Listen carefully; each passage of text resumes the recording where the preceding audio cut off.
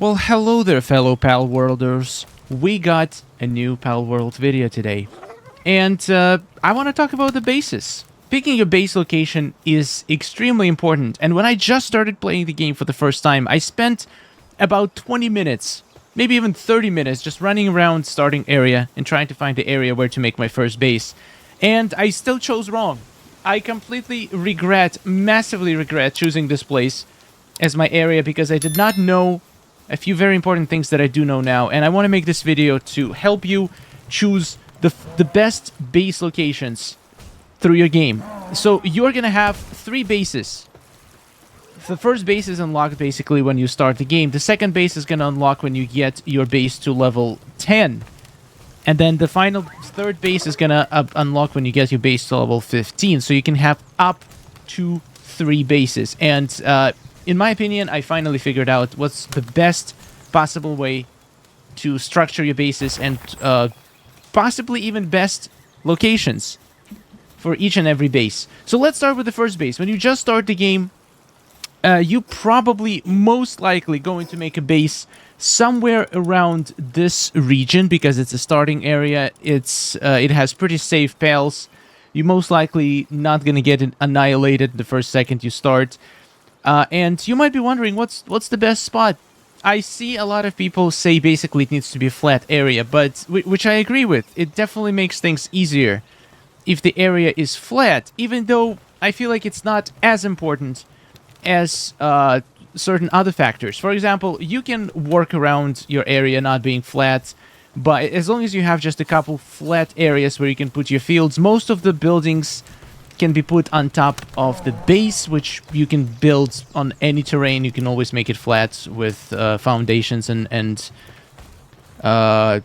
ladders. Basically, the only thing you need the flat surfaces are going to be fields, ranches, maybe a couple other buildings, the log sides, all that stuff. So you don't need your whole base to be flat. You just need some flat area in your base for those kinds of buildings. Most of the other buildings can be put on the foundation. So I would honestly not use flatness as your main parameter when you're choosing your first base. Instead, I would use one simple criteria, and it's going to be the Paldium nodes. In my opinion, and I'm definitely not a professional in this game, you want to have as many Paldium nodes in your first base as possible. As you can see, I do have a decent location in terms of Paldium nodes, but the way I placed my base, I only have one Paldium node inside my base. There is a bunch of them around it in the close proximity, but that doesn't matter because none of them are ever going to get mined because your pals are not going to be able to access them if they're outside of your base. So when choosing your first base, choose the one that has at least 3 or 4 Paldium nodes inside your base circle. And here's why. You might be wondering, why Paldium? Why not iron ore?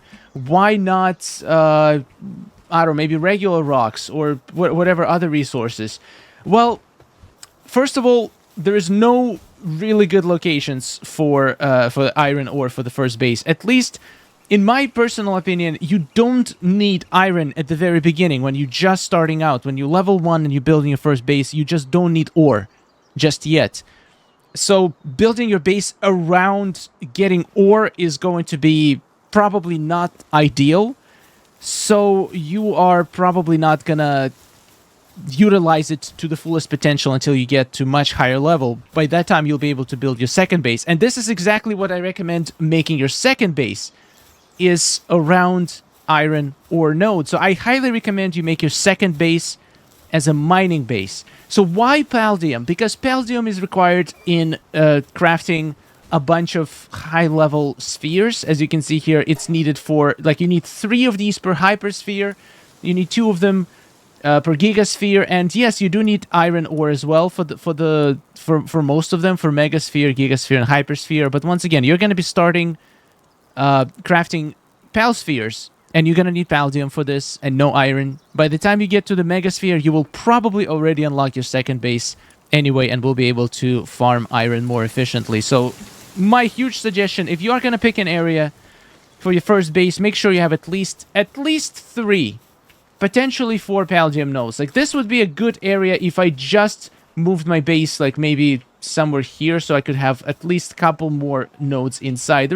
I'm not gonna show you the exact spot that I think is the best. Just run around, find a place with at least 3-4 Paldium nodes inside very close area, and make it your first base. Highly recommend. Right now, I'm dry on Paldium, and I cannot wait to unlock my third base just so I can make it my first base, and then transform my first base into my third base, if that makes sense. Anyway, now probably what you're here for is location of your second base, and I have explored the map. I basically have been almost in every single area on the map, and when I was looking for location for my second base, my main criteria was, number one, it had to have a lot of ore nodes. Also, at that point, I heard that the coal is going to be very important in the late game when you're going to be making some refined ore and ingots. So coal and iron, and it's going to be your end game. And what is the best place to get ore and coal? And I found it. After exploring the entire map, I found the best place, and I'm going to show it to you right now. And it's right here. It's near the Violet Boss. It's on the top of the mountain, and you will not find a better location for the mining base, in my personal opinion. If you did find a better one, let me know in the comments. Now, granted, there is a few areas in the game where you can find like decent amount of ore in the same place, but it's never, at least I haven't seen one that had coal inside as well. And let me show you why this place is perfect. Let's just teleport there, and I'll show you what I got going on my second base. Now, here it is. First of all, it's on the mountaintop, which gives you a very big advantage. That is not what I meant to do. It gives you a very big advantage, and the advantage is the fact that you will not get... Basically, you will not get any visitors. Nobody will come over. Like, look, it's literally impossible for anybody to get into your base. No pals. I haven't had a single raid on this base. To be honest, I'm not sure anymore if you can even get raids on your second base. Usually they only happen on the first base, but maybe I'm wrong. But anyway, there's nobody who can get up here unless it's like a flying raid. This area is perfect, absolutely perfect size for a base. If you place your pal box in the middle of this little mountaintop, you will cover absolutely every node on top of this mountaintop. And right now it's hard to show you how much nodes is in here because my guys have been mining them all the time. But there is like around 7 or 8 coal nodes right here. So you will be swimming in coal. This is how the coal node looks like. There's like 7 or 8 of these guys right here. They're going to be respawning all the time. When you build your base, make sure to build it around them, so you don't place any buildings where the node is, because that's not going to allow them to respawn. And on this side, you have 7 or 8 ore nodes, which is insane, honestly, for one area.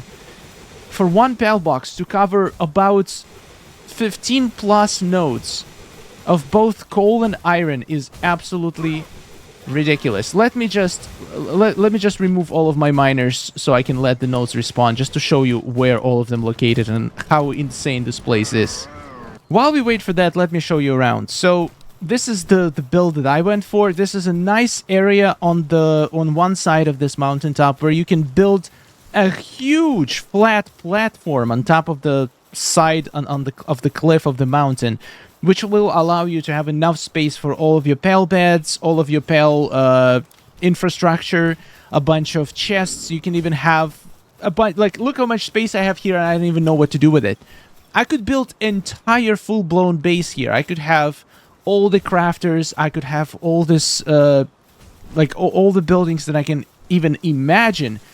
And there's no nodes in here, so I will not be covering them. There is a few drawbacks to this base as well, so let me tell you. It wasn't a smooth sailing from the beginning.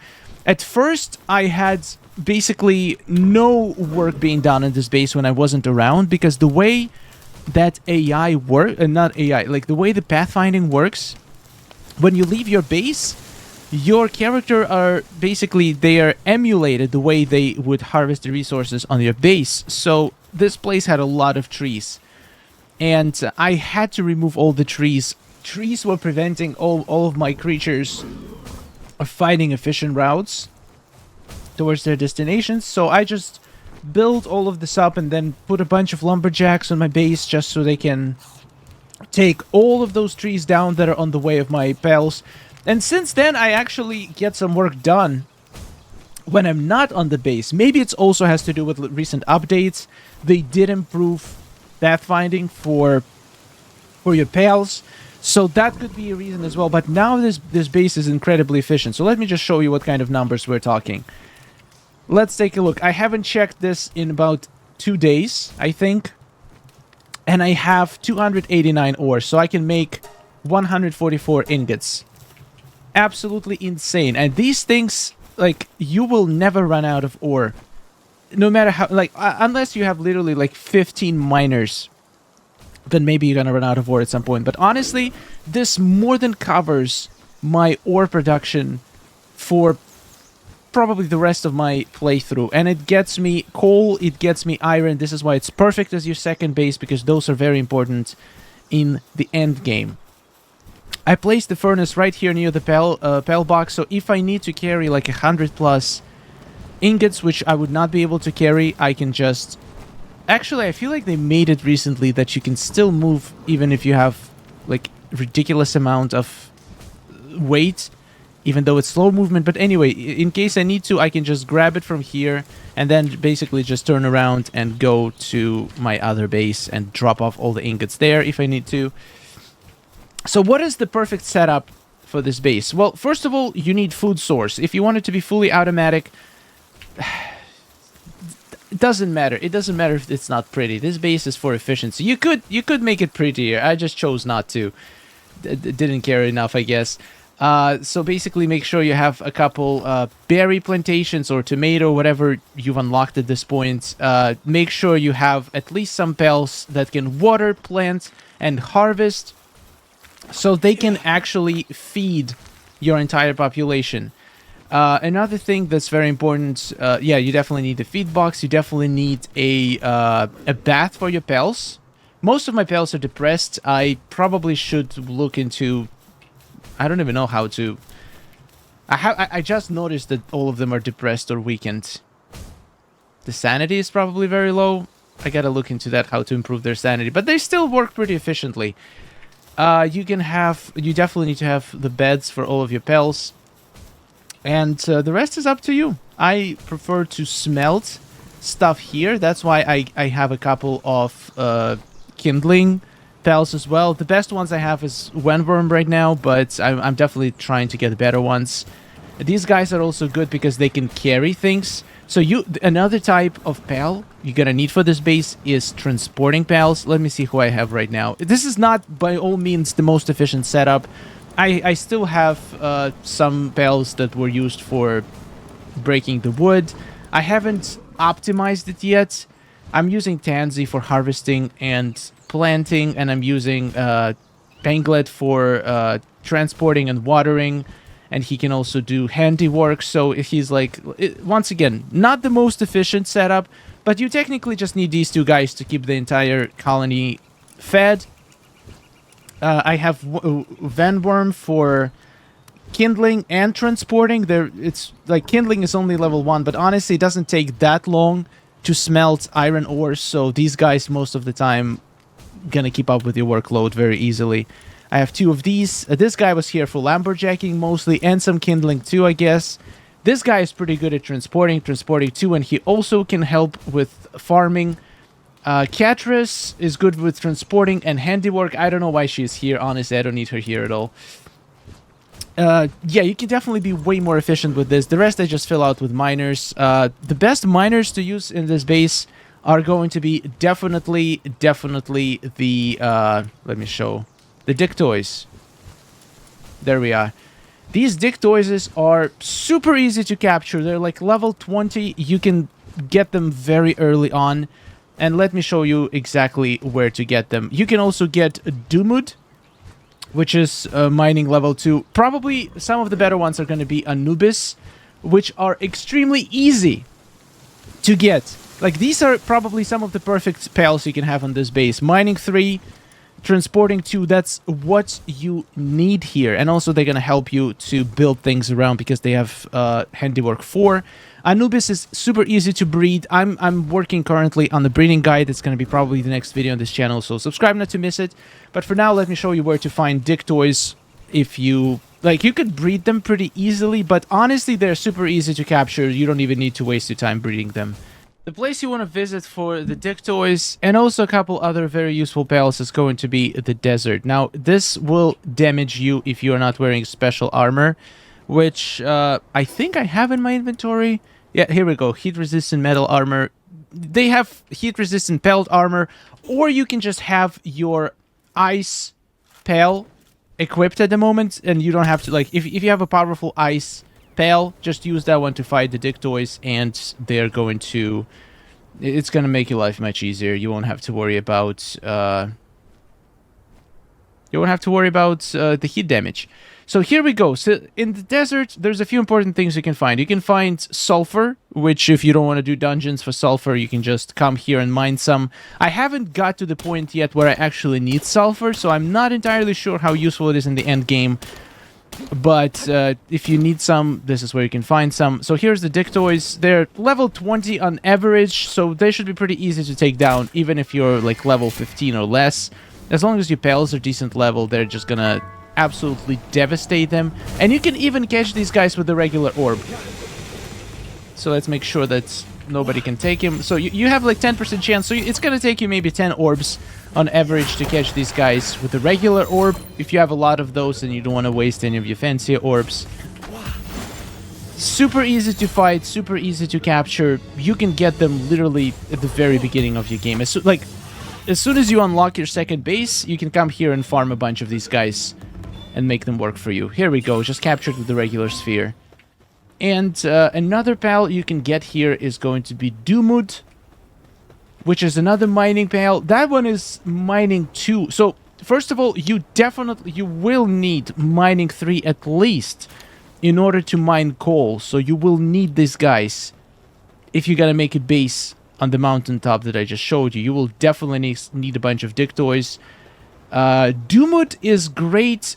You will need at least mining 2 to mine the ore on that mountain. So if you are not interested in coal, and if you just want to maximize the amount of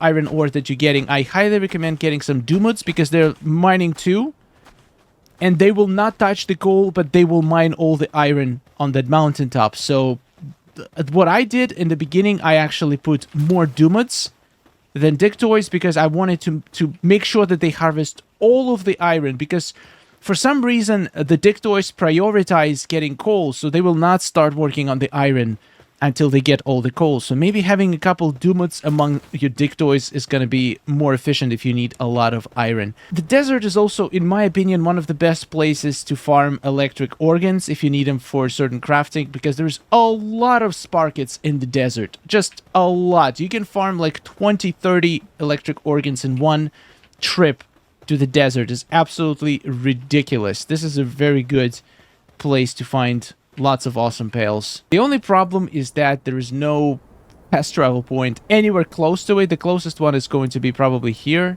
Unless there is one here. I haven't explored this area. Let's go check it out. Also, don't forget to raid the enemy camp every time you're in the desert, because you might get some pretty cool pal that they have captured, and you can free him and get a free pal. Ooh, this looks interesting. Oh, I cannot do this while riding. Okay, fair enough. Ooh, my Nightwing is gonna get absolutely destroyed. Alright, Nightwing, distract them! I'm gonna free this... I forgot the name of this pal. Surfing, that's right. Alright, and now we're just gonna skedaddle from here. Thank you for playing. Alright, so I waited for all the rocks to respawn, and basically here it is. For some reason, I thought there was more...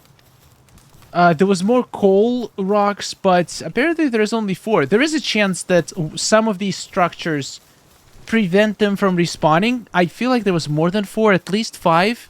but I might be wrong. I had to remove some of the floors. Basically, even 4 full-blown coal rocks is more than enough to maintain your coal needs for the rest of your life. Especially considering the Dictoys prioritize the coal. Look at this. I have 900 coal right now in my chest, and right now I haven't unlocked refined metals yet, so I don't know how fast it's gonna go, but I think it's gonna last for a very long time. But look at this ore. We have 1, 2, 3, 4, 5, 6, 7. 7 ore nodes. And the amount of ore that this base can generate is ridiculous. I'm talking about hundreds of ingots every time you decide to visit, every couple of days. Look at this, 142 ingots right now in the base. All right, let's put back all of my mining, guys, and we're gonna move to the 3rd base. Look at them go. Look at these guys go, absolutely generating a ton of resources for me. Incredible. All right, now let's talk about what do I think is the best thing to do with your 3rd base once you unlock it. In my opinion, this is a no-brainer. I don't have it unlocked yet, but as soon as I get my next base, I'm going to turn it into a breeding/cake factory. Well, cake is definitely used for breeding. So I'm going to have a couple of wheat fields. I'm going to have a bunch of like kindling pails. Going to have a bunch of a mill. A range where I can have chickens and cows. Like, I feel like all of that really interferes with the regular base operations. So I'm gonna definitely isolate my breeding and ranching, at least the cake part of ranching, so I have the whole operation on one base, so I don't have to haul resources back and forth. So I can just keep visiting the base. I'm also gonna have a bunch of egg incubators in there. I feel like breeding is something that you do mostly in an end game. At least you get really serious about breeding in the end game, so you will be able to... it just makes sense to have your 3rd base as a breeding base. You'll be able to try to mid-max every single pal that you... By that point, you already know which pals you want, which pals are good, and you will be able to unlock even better pals using breeding and mid-max all the skills. If you want a detailed guide on breeding in Palworld, subscribe to this channel because it's going to be coming out very soon. I already started working on it. I've been learning a lot about breeding lately, and it's way more deep than it looks like at the first glance. So, yeah, I hope you enjoyed the video. Subscribe for more Palworld, and I'll see you in the next one.